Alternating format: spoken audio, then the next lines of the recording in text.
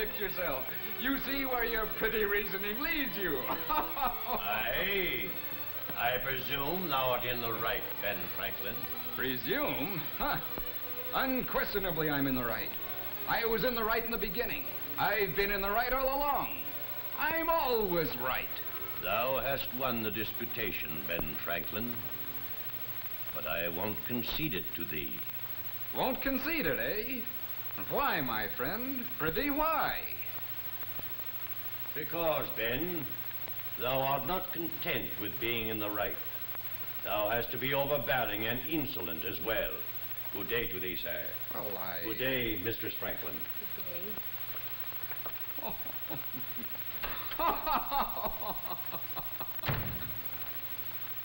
Did you win your argument, Benjamin? What, dear child? I say, did you win the argument with your Quaker friend? Win?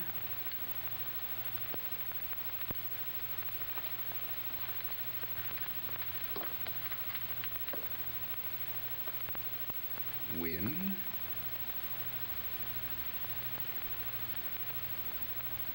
Did I win?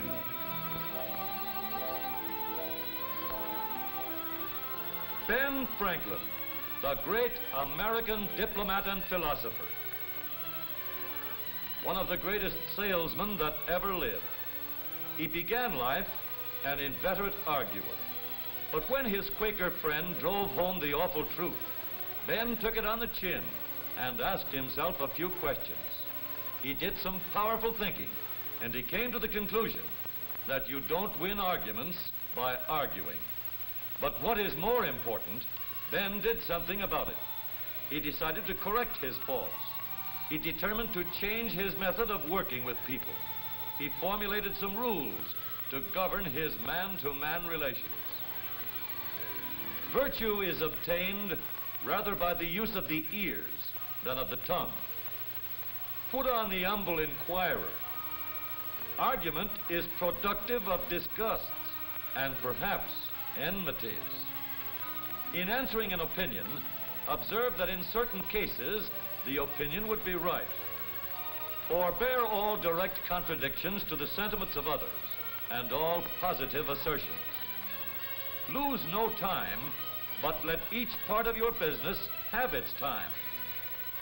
They are simple, these rules, but they helped make possible Ben's long and illustrious career of selling America. They helped make Ben one of the most effective salesmen of all time. Now, Ben wasn't what we would call a natural-born salesman, but by applying these rules, he sold the people of Pennsylvania his ideas for clean streets. People weren't attracted to Ben, just the opposite, in fact. But despite this, he sold his ideas for a volunteer fire department and a public library. By nature, Ben didn't have the knack of getting along with people, yet he put over his ideas for a free hospital and state university. Ben was a poor speaker, but he carried his points. He sold America to the French and secured many millions of dollars in loans. Loans which made possible the victories of General George Washington. As an old man, Ben went to the Constitutional Convention and sold America on signing the supreme law of the land. Selling America wasn't a hit or miss proposition with Ben. It all came down to the simple rules he established for himself early in life, and which he applied throughout the length and breadth of his long selling career. Now, this is all very well and good, but the modern salesman says, how do Ben's rules apply to modern selling? What kind of a salesman would Ben make today? Times have changed. Customers today are different. Selling America today isn't like selling America back in the 18th century. You're quite right, sir. Times have changed. The modern customer is different. In dress, in manner of living. The modern tempo is faster. You are quite right, sir. In your selling, you offer services undreamed of in my time. You answer needs that never existed before. What you sell America is entirely different, but how you sell it is something else. The methods of influencing people to buy are more or less universal. They're based on human nature, which is perhaps the one thing in all the years that has remained constant. Then you think I can sell, well, refrigerators, ranges, automobile tires, anything at all that's modern, by some of those rules? Indeed I do, sir. Well, Ben, you'll have to show me. That will be a pleasure, sir. All right, Ben. What's your first rule again? My first rule, sir, is virtue is obtained rather by the use of the ears than of the tongue. Put on the humble inquirer. Which in up-to-date English means get the prospect to talk, ask questions, eh, Ben? Right, sir. But, Ben, does that always apply? Isn't it a good idea to let the prospect know that you know what you're selling? Yes, indeed. But there's a time and a place for all that. After you have found out just what you're selling. The salesman who doesn't get the prospect to talk, who doesn't ask questions, is likely to monopolize the conversation and lose the sale because he never does find out the prospect's real reason for not buying.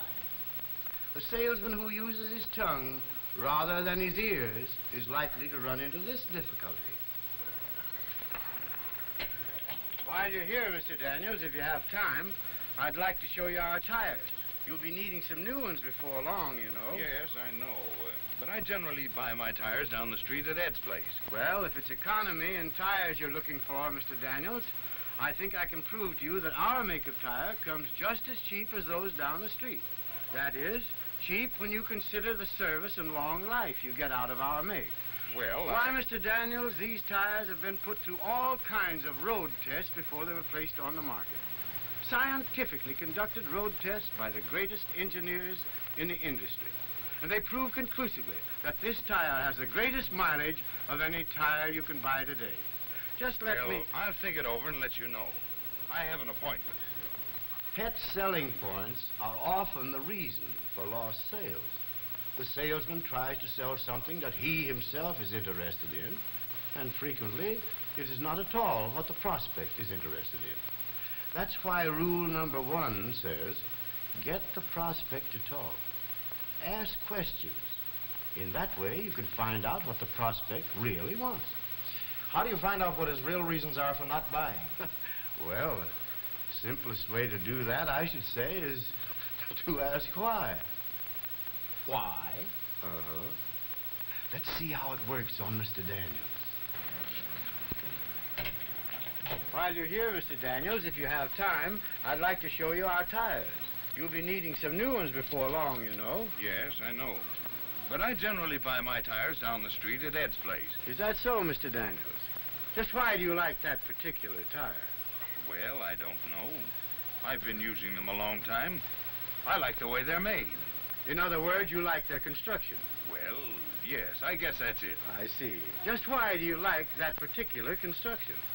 Well, I'll tell you. I do a good deal of traveling in all kinds of weather.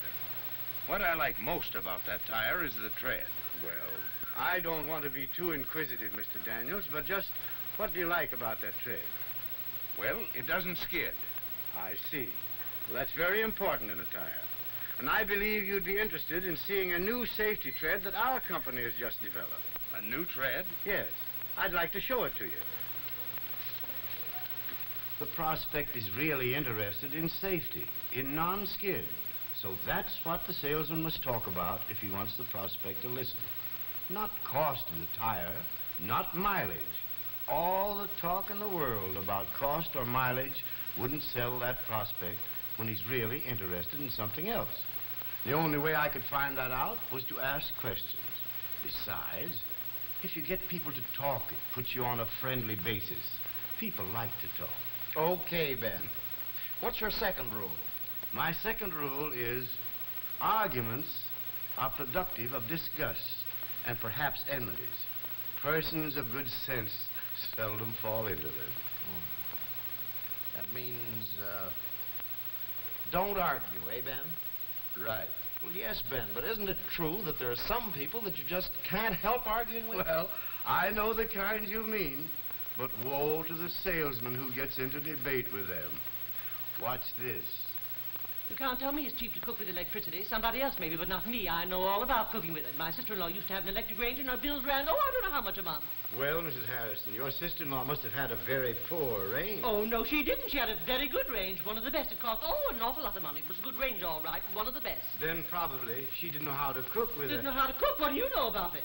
What I meant was she probably wasted current, used electricity that she didn't need. Why, we've made a national survey. Why, I have statements here to prove...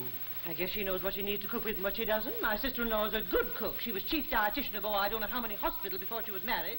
Cook? Why, that little woman could cook greens around anybody I ever saw. The most beautiful pies and roasts and, well, anybody who says my sister-in-law can't cook is... Well, what do you know about it? What can you cook? Well, I bet you can't even boil water. Can't even boil water. You men are all alike. You think just because you're men you know all there is to know about everything. All there is to know. My Harry is just the same. Doesn't think a woman knows anything. Anything at all. About politics or anything. Well, I want to tell you the woman in this country counts for something in the government, whether you... And if you do get into an argument, there's no telling where it will lead you. But one thing is certain, though. It won't lead to a sale. But how do you handle a woman like that, Ben? Well, that brings me to my next rule. Rule number 3. In answering an opinion, observe that in certain cases or circumstances, the opinion would be right. What does that mean, Ben? Well, as you might put it, it means answer with a yes, but. That's what I'd do with a woman like that one. You can't tell me it's cheap to cook with electricity. Somebody else maybe, but not me. I know all about cooking with it. My sister-in-law used to have an electric range, and her bills ran, I don't know how much a month. Yes, Mrs. Harrison, I can understand why you feel that way. Many people think that about electric cooking costs. Some electric ranges did cost a lot to operate. That's because many of the earlier electric ranges used a lot of current, and because rates were high. But fortunately, those conditions are no longer true. I know, but my sister-in-law told me definitely that her range cost her $7 a month to operate. Yes, I have no doubt that your sister-in-law's range did cost that much to operate. But today's electric rates are appreciably lower, and the modern range uses considerably less current. Well, it's hard to believe there could be so awful much difference. Yes, it is hard to believe. But as a matter of fact, in a national survey just completed, the average cost of operation was found to be only $2.30 a month. And here are some actual statements from owners right in this town. Well, that certainly is surprising. I had no idea it cost so little to cook with electricity. Of course, you know, my sister-in-law did have quite an old range. Well, Ben, the yes, but technique sure pulled you through on that one. What's your next rule? My next rule has to do with the cause of arguments.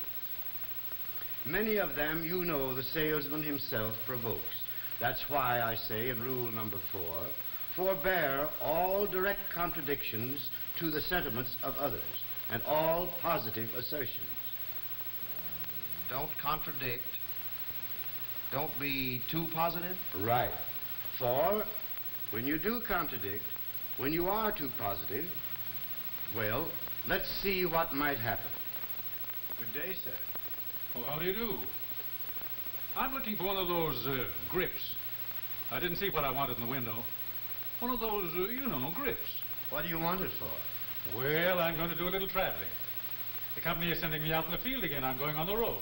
Well, in that case, you don't want a grip. Nobody uses grips anymore. They're out of style. They're a back number. You want one of these. No, I don't.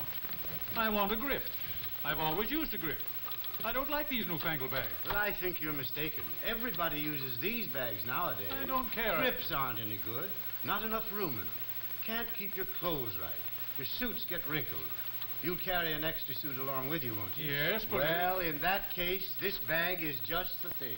A place for everything, and everything in its place. Accommodates every traveling need. This is what you want. No, it isn't. I want a grip.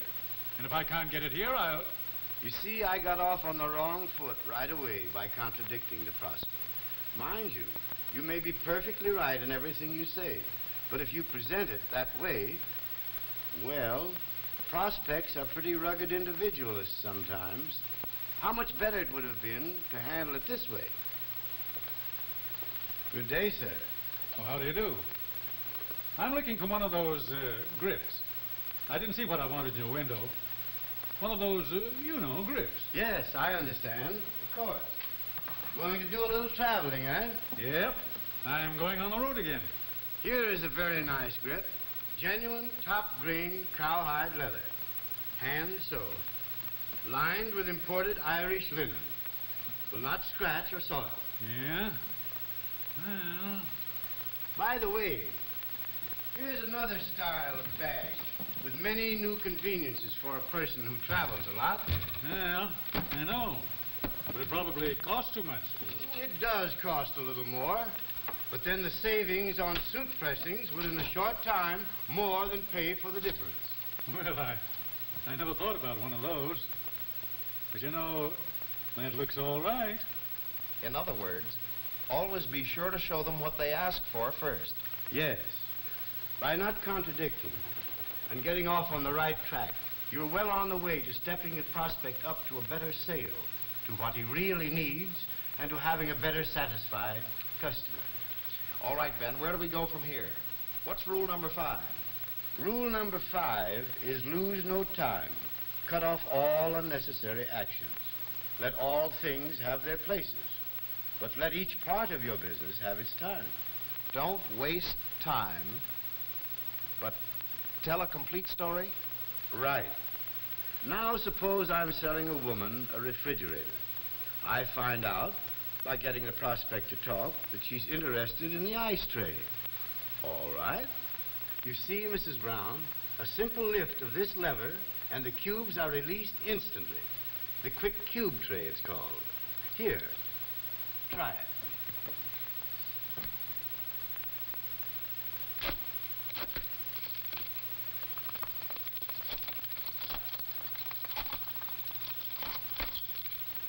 Isn't it easy? Just a minute, Ben. You find out what the prospect is interested in by getting her to talk. But after you've sold her on that, what do you do then, Ben? Whip out the order book and go after the old signature? No, I don't do that. Oh, I give her an opportunity to buy, sure.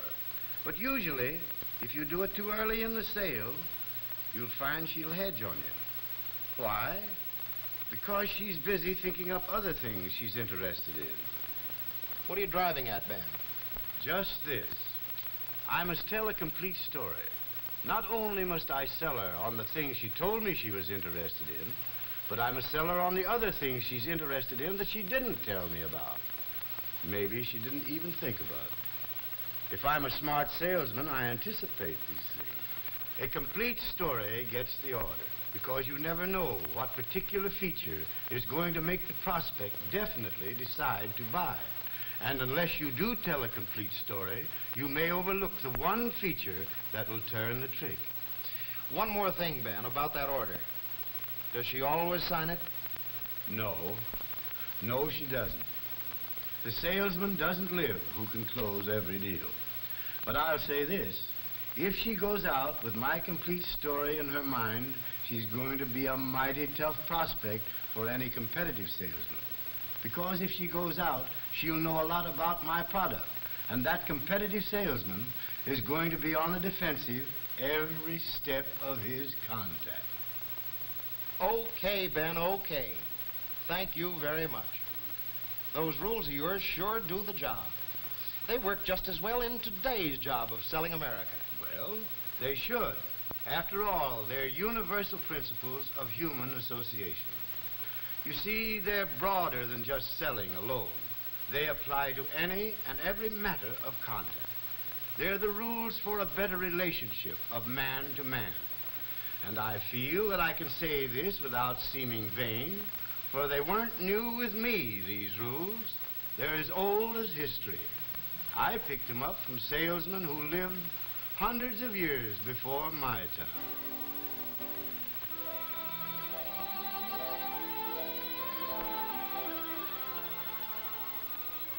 Get the prospect to talk. Ask questions.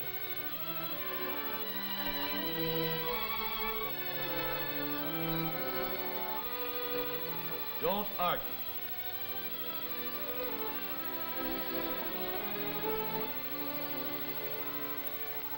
Answer with a yes, but.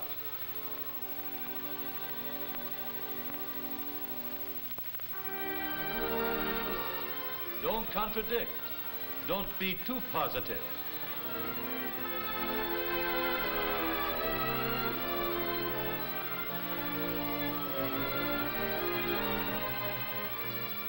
Don't waste time, but tell a complete story. Use these 5 rules every day, in every contact, and you can sell America.